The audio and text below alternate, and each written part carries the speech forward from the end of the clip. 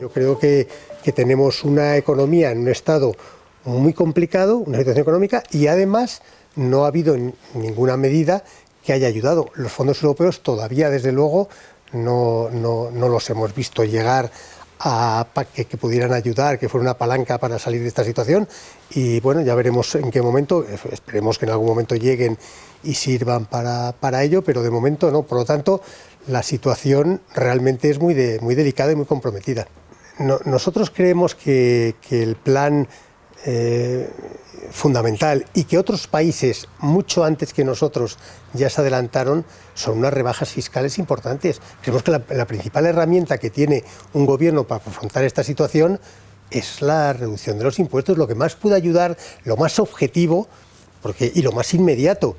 Pero es que además teníamos margen, es que estamos batiendo mes a mes los récords de recaudación, que es una vergüenza. Es decir, cuando la gente está exhausta, cuando la gente no puede más, cuando las empresas están ya, que han tirado las reservas, que no les queda gasolina, y resulta que está el Estado ingresando más que nunca.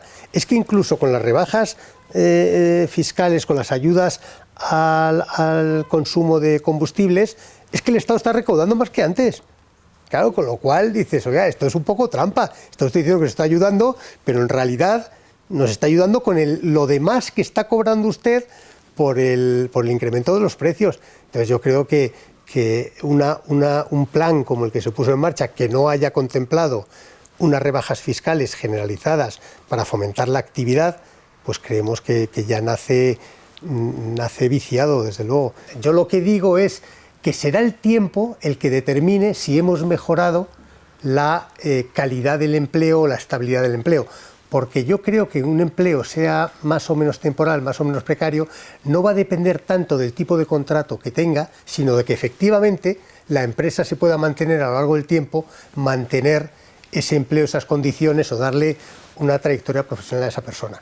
Y eso, a mi juicio, no depende tanto de cómo usted denomine el contrato, que es fundamentalmente lo que se ha hecho. Y por eso tengo yo, pues que creo que hay que ser prudente. Dentro de un año, dentro de 2 años, veremos si esta reforma ha servido de verdad para dotar de mayor estabilidad en el empleo a las personas o no, o simplemente ha sido que lo que antes denominábamos de una manera, ahora lo denominamos de otra. Cuando se dice que en España los salarios son bajos, y puede tener razón en cuanto a la media de Europa, lo que no se dice es que los costes laborales no son tan bajos, porque tenemos un impuesto al empleo que es uno de los más altos de Europa, está entre los 6 más altos de Europa, que son las cotizaciones sociales, que además es paradójico en el país que tiene las cifras de desempleo más altas de Europa, que tenga a su vez el impuesto directo al empleo más caro.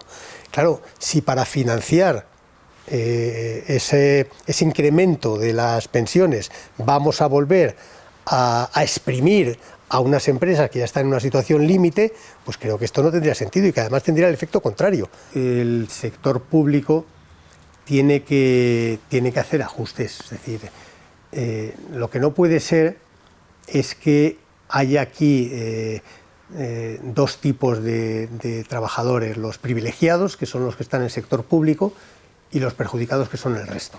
Yo creo que todo tiene que empezar por un rigor de cada uno en el gasto. Es que a mí me parece indignante que las administraciones gasten como si no hubiera un mañana, que no hayan hecho ningún recorte de ningún tipo y estén todos pensando en ver cómo nos repartimos el pastel. Y yo creo que lo primero que habría que hacer es una auditoría seria del gasto público. Seria. Porque, y del gasto público y de la función pública. Es decir, hay muchos puestos que históricamente estaban asignados a determinadas funciones que ya no se llevan, y eso lo estamos viendo todos. Y yo creo que lo primero que hay que hacer es analizar, es decir, qué es lo que tenemos en el Estado y cuál es el peso que tendría que tener de verdad las administraciones. Y lo vemos, por ejemplo, no sé, en los ayuntamientos, en los coches oficiales de los ayuntamientos. ¿Y qué sentido tiene dentro de una ciudad? Hoy en día los jóvenes no tienen coche en propiedad, casi ninguno tiene coche en propiedad. Pues ¿por qué no hacen eso también las administraciones?